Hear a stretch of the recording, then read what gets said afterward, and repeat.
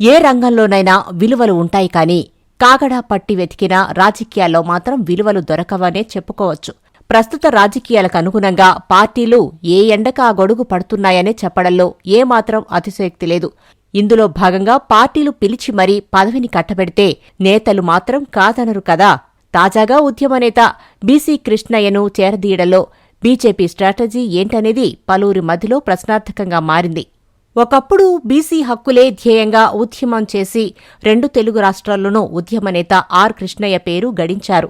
ప్రస్తుతం రాజ్యసభ సభ్యుడిగా ఎన్నిక కూడా అయ్యారు. అయితే సంఘం పేరు చెప్పుకుని ఆర్ కృష్ణయ్య అవకాశవాద రాజకీయాలకు తెరతీశారంటూ పలు విమర్శలు వినిపిస్తున్నాయి.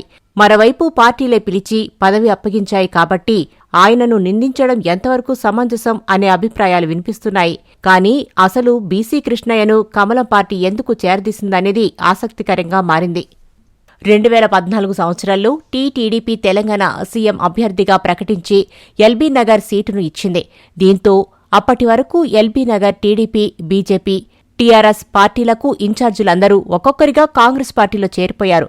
కాంగ్రెస్ గెలుస్తుందని భావించినప్పటికీ అంచనాలు తారుమారు చేస్తూ కృష్ణయ్య టీఆర్ఎస్ అభ్యర్థిపై సుమారు 12,500 ఓట్లు తేడాతో విజయం సాధించారు. బీసీ సీఎం నినాదంతో ఓటు బ్యాంకును కాపాడుకోవడానికి టీడీపీనే పిలిచి మరీ కృష్ణయ్యకు టికెట్టిచ్చింది. తరువాత 2018 ఎన్నికల సమయం మిర్యాలగూడ నియోజకవర్గంలో టికెట్టు కోసం తీవ్రమైన పోటీ నెలకొంది. 2014లో విజయం సాధించిన జానారెడ్డి శిష్యుడు భాస్కర్రావు టీఆర్ఎస్లోకి ఫిరాయించాడు. దీంతో 2018లో తన వియ్యంకుడికి టికెట్ ఇప్పించుకోవాలని జానారెడ్డి తీవ్ర ప్రయత్నాలు చేసినప్పటికీ వర్గపోరులో సాధ్యపడలేదు. అప్పటి పరిస్థితుల నేపథ్యంలో కాంగ్రెస్ పార్టీ కృష్ణయ్యకు టికెట్ ఇచ్చింది. అయితే సుమారు 30,000 తేడాతో టీఆర్ఎస్ అభ్యర్థి భాస్కర్రావు చేతిలో పరాజయం పాలయ్యారు. అనంతరం 2019లో బీసీ మంత్రం పట్టించిన వైసీపీ కృష్ణయ్యకు రాజ్యసభ పదవిని కట్టబెట్టింది. రాజ్యసభకు రాకముందు ఒక్కసారి కూడా కృష్ణయ్యను జగన్ను కలిసి ఉండలేదని చెప్పుకొచ్చారు. ఇక 2024లో వైసీపీ అధికారం కోల్పోయినప్పటికీ కృష్ణయ్యకు పదవీకాలం 2 ఏళ్లు పైనే ఉంది. కానీ రాజ్యసభ సభ్యత్వానికి రాజీనామా చేసి బీజేపీలో చేరి ఆ పార్టీ తరపున రాజ్యసభ అభ్యర్థిగా నిలబడి చివరకు పదవిని చేపట్టారు. అయితే 2014 ఎన్నికల్లోనే బీజేపీ దక్షిణాదిలో బీసీ ప్రధాని అని జోరుగా ప్రచారం చేసింది. ఆ తరువాత 2024 ఎన్నికల్లో ఉత్తరాదిలో బీజేపీకి మద్దతు ఇస్తున్న కొన్ని సామాజిక వర్గాలు దూరమయ్యాయి. దీంతో అప్రమత్తమైన బీజేపీ మరోసారి బీసీ కార్డు వాడటం స్టార్ట్ చేసింది. హర్యానాలో జాట్లను కాదని బీసీలకు సీట్లు కట్టబెట్టి గెలుపును కైవసం చేసుకుంది.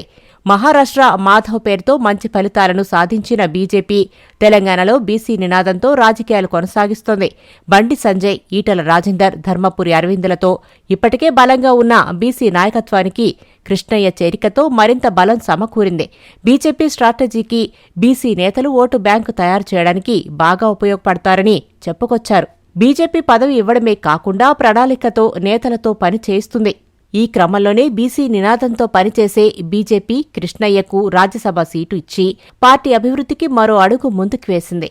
వీటన్నింటినీ బట్టి ఏం చూసి కృష్ణయ్యకు పదవులు ఇచ్చారు అంటే పార్టీల దగ్గర సమాధానం ఉండదు. అలా కాకుండా పార్టీలోకి జంప్ అవుతూ అవకాశవాదంతో పదవులు తీసుకుంటే పర్లేదా అనే సందేహం వస్తుంది.